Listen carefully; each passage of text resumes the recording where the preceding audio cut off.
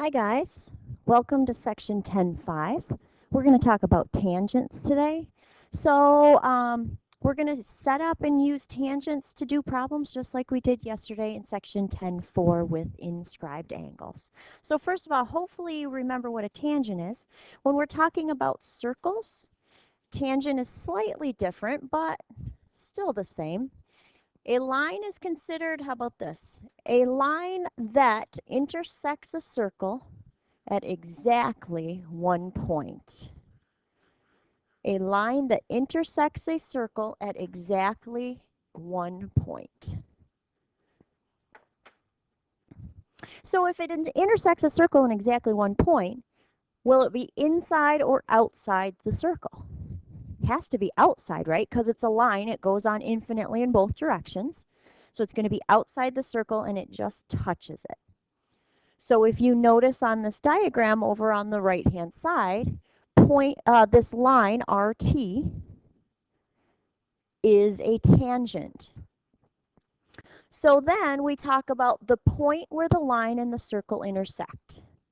That's the point of tangency. So point R is the point of tangency, or the point at which the circle and the tangent intersect. So the point where the line and the circle intersect is the point of tangency.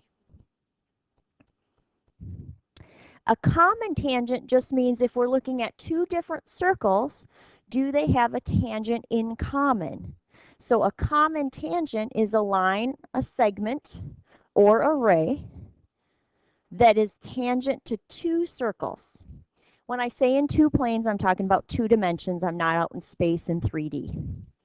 So a line, segment, or ray that's tangent to two circles in the same plane. So if I were to draw a common tangent on these two overlapping circles, I would draw a line that touches them both at one point, because it has to be a tangent for both circles. Whoops. And perhaps you notice that I could also draw a second tangent. If I drew one up here, I'd have two lines that are tangent to both circles. So there are two common tangents.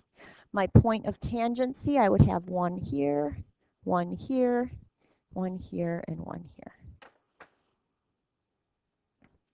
All right, so now we got the basics. So you know how we've been doing some theorems here and talking about these. So Theorem 10.10 says a line is tangent to a circle if and only if it's perpendicular to the radius when you draw the radius to the point of tangency. So in other words, I could say for this little example right here, notice line L, it's just using the small cursive letter. If L is tangent to the circle, tangent to circle S, then that means that we've got this. Everybody remembers what that is the symbol for, right?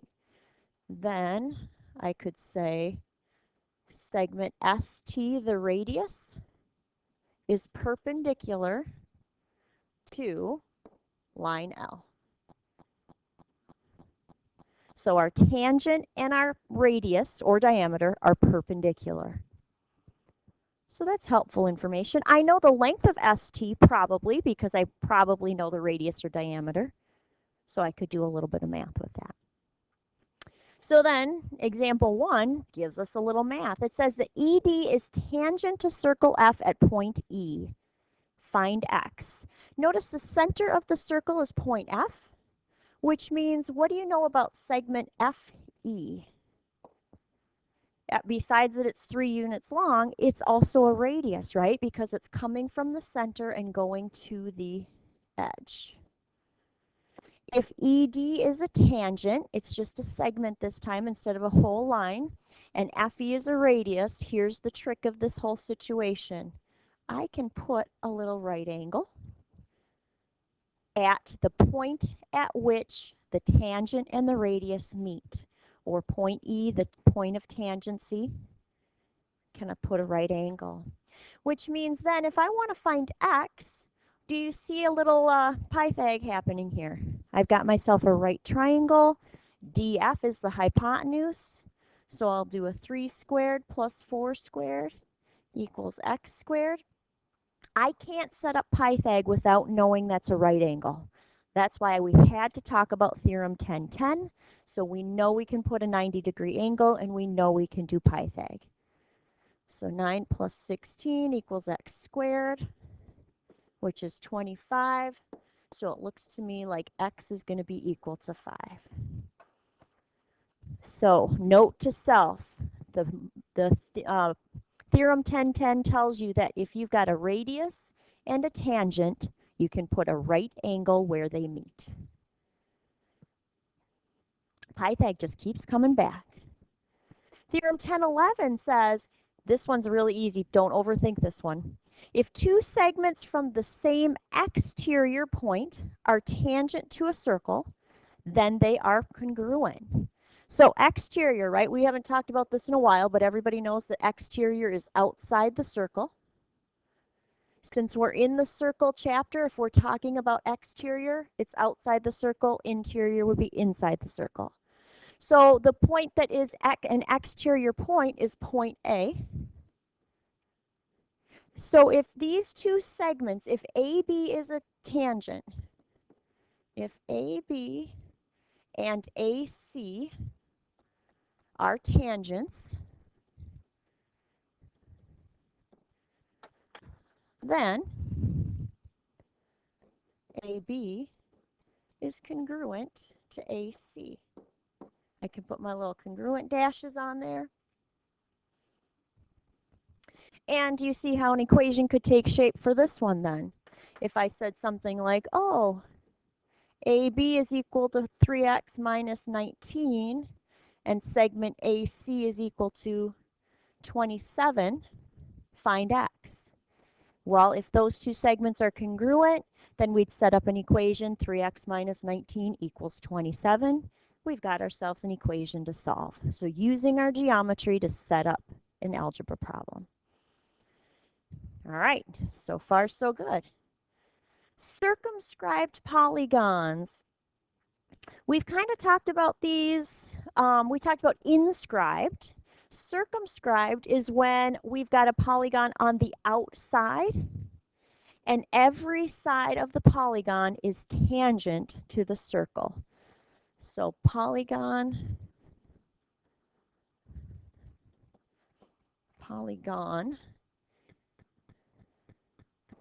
is around the circle. And notice the word tangent gets thrown in there. So in this first left side triangle, I've got a point of tangency, a point of tangency, and a point of tangency. And then we can throw back to that last theorem that we just talked about, because if this is a point, these two tangents are both coming from this point, say A.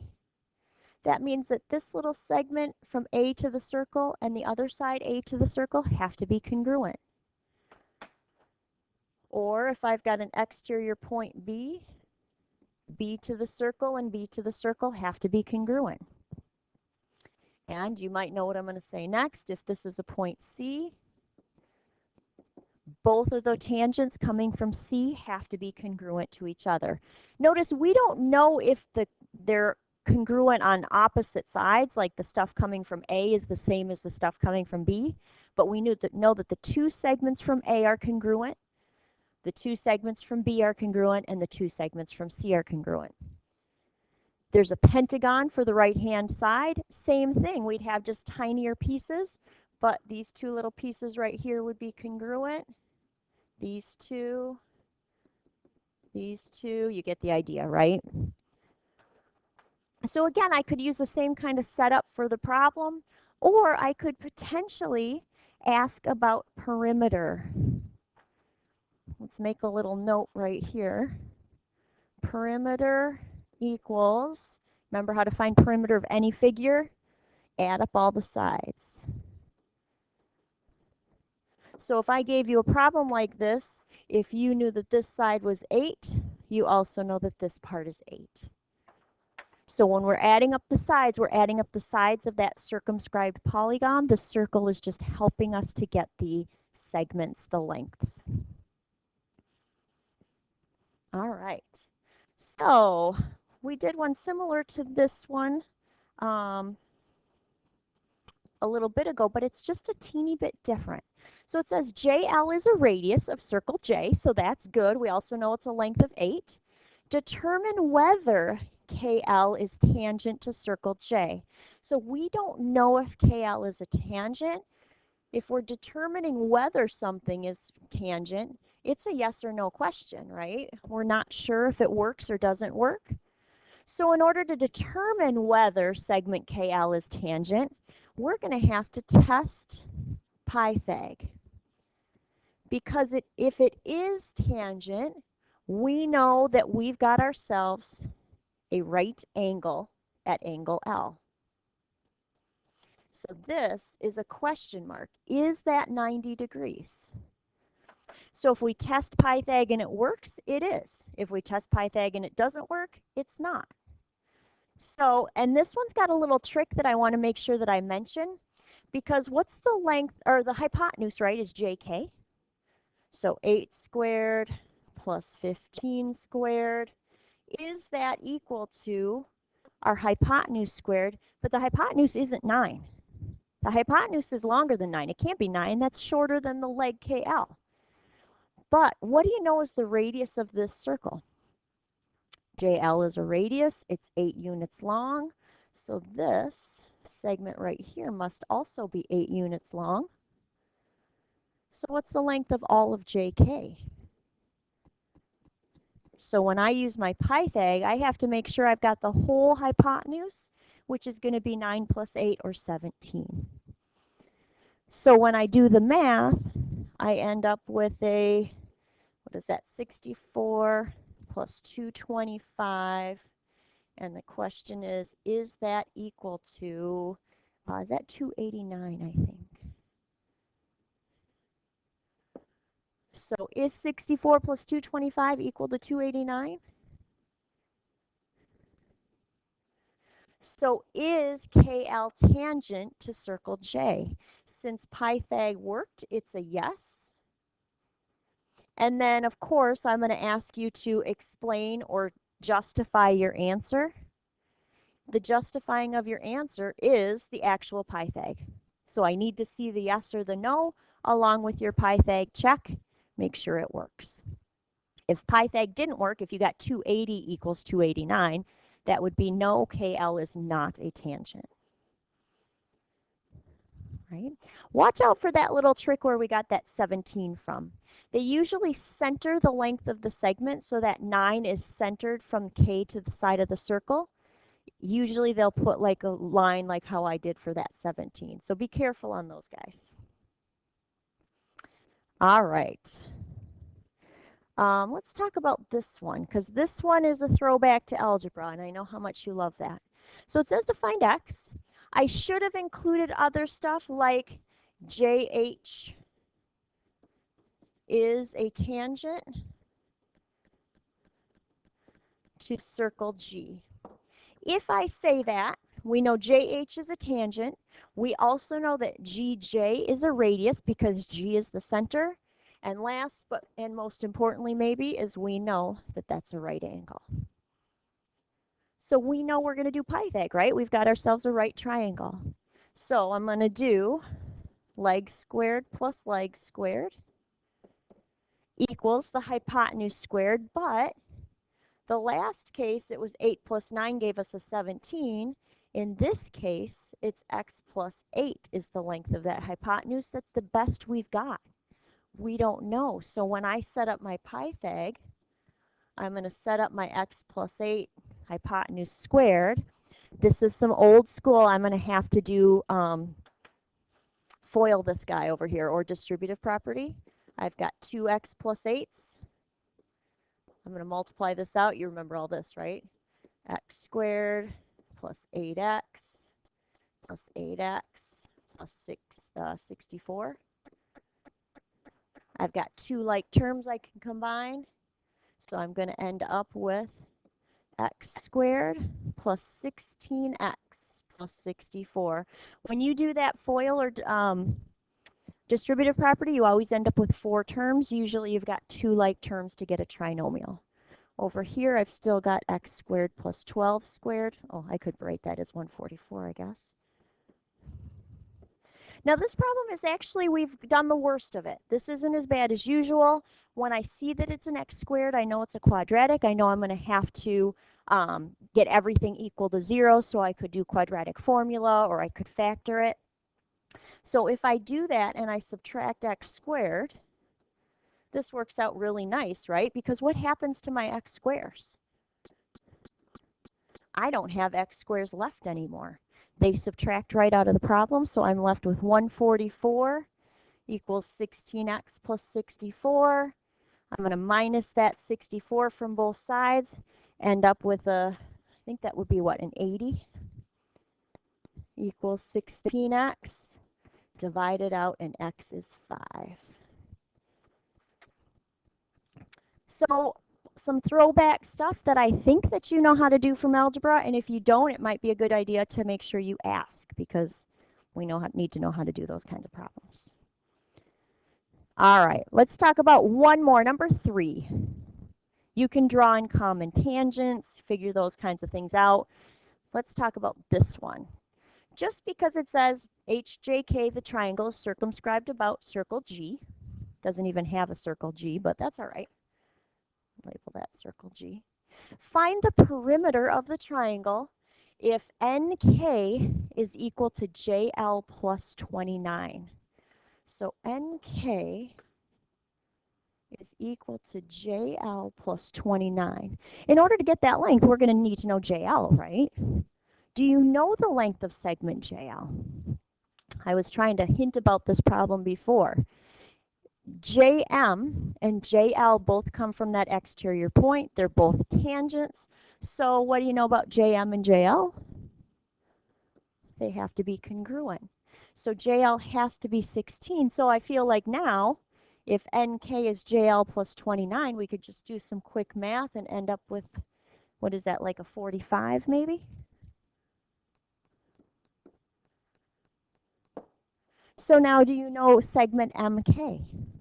Has to be the same, right? So that has to be 45.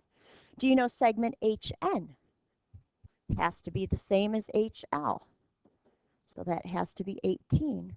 So we filled in all the bits and pieces. The perimeter equals the sum of the sides. You're probably going to do this in a couple different ways, but this side I could figure out is like 63. This side I could figure out is 61. This smaller side of the triangle I could figure out is 34. Or you might just add up all the bits and pieces. Any way it goes, I'm pretty sure, I think my math is right, I've got a perimeter of 158. So they're sneaky problems, but they're pretty easy. So don't get too stressed or worried or things like that. This problem I just want to mention, we've got that tangents from an exterior point, so we know that, like, say, DE has to be congruent to DF. But we also know that this little piece right here has to be congruent to this little piece right here. So you can use what you know, use the parts. Because those two circles are also tangent to each other, we can use the little parts.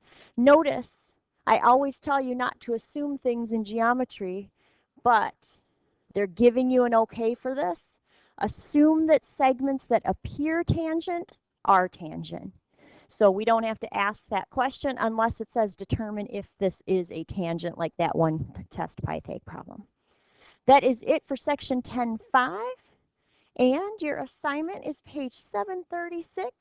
I've got circle paper again if you would like that. Show all work. If there's no work to be shown, at least I want to see a diagram. So make sure that you've got work/diagrams both on your paper.